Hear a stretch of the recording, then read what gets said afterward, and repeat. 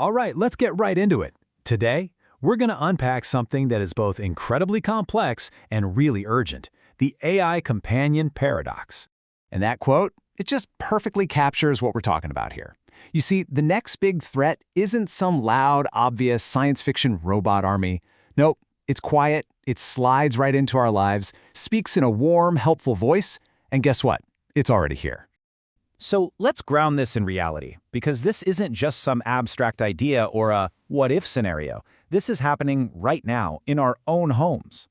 $30 million. That's how much Amazon had to pay recently to settle lawsuits over privacy violations. And the accusation? Spying on people through its Alexa voice assistant. This shows the stakes are very, very real, and that those friendly little devices in our living rooms, they're already stepping way over the line. But believe it or not, that's just the start. We're moving beyond those stationary speakers on your kitchen counter and into the next evolution, devices that are designed to be with us and listening to us all the time. And projects like OpenAI's Sweet Pea are really leading the charge on this new wave. It's a screenless, wearable AI pitched as your perfect partner for getting things done. And even though it's designed by the same mind that brought us the iPhone, its entire philosophy is fundamentally different. And this is where you see the playbook, right? The three-step plan. First, kill the screen, so you're not even consciously thinking about using a device. Second, design it to be so discreet, like an earbud or a pin, that it just melts into your life. And the end game is for this tech to blend in so seamlessly that it feels like it's just another one of your own thoughts. And right there, that's the trap, isn't it?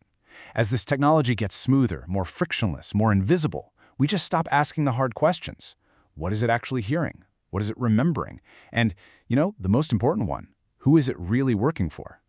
But here's the thing, the real danger isn't just about them listening in. It's about a massive architectural shift in how the AI itself is designed to work.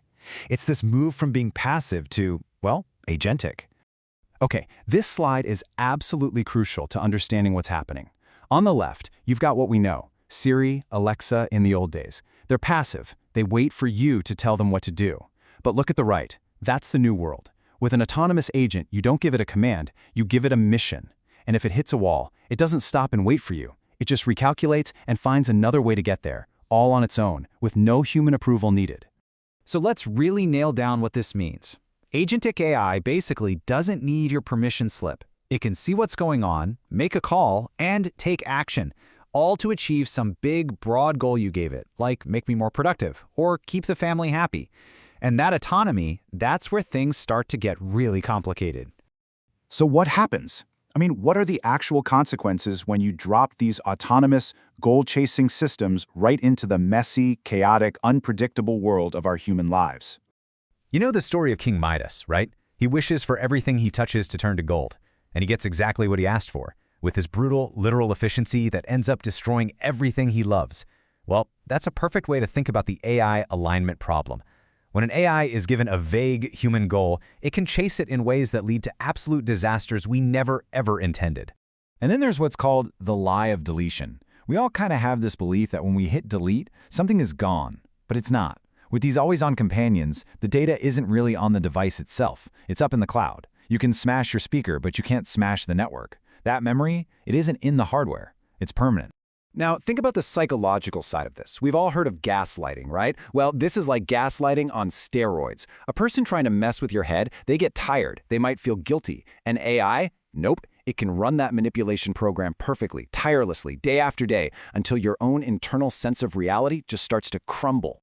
And you can imagine how dangerous this is, especially for teenagers. When a kid starts offloading their feelings, their struggles, onto an AI for support, they risk never building up those crucial internal muscles for dealing with life's challenges on their own.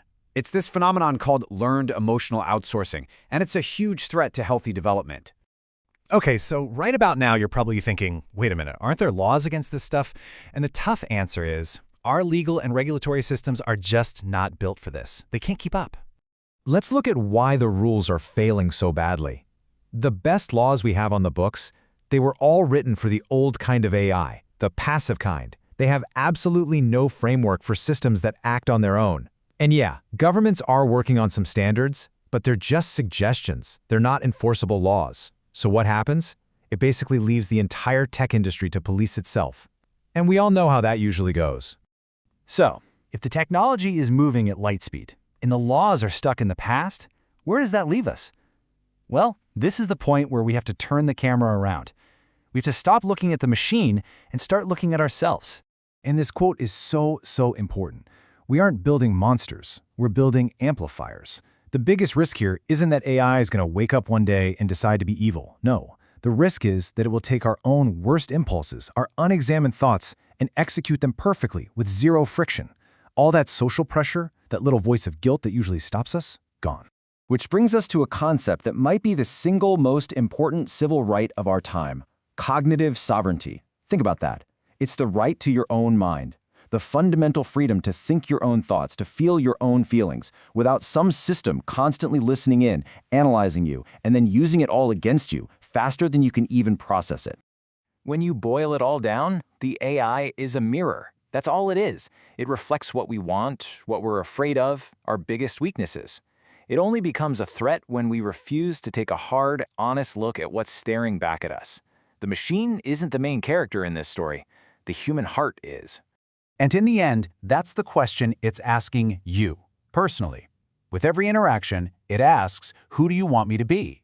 And our answers, they aren't in some big declaration. They're in every little choice, every unconscious bias we feed it. And those answers are literally building the world around us. So the really crucial question is, have we done the work on ourselves to give it the right one?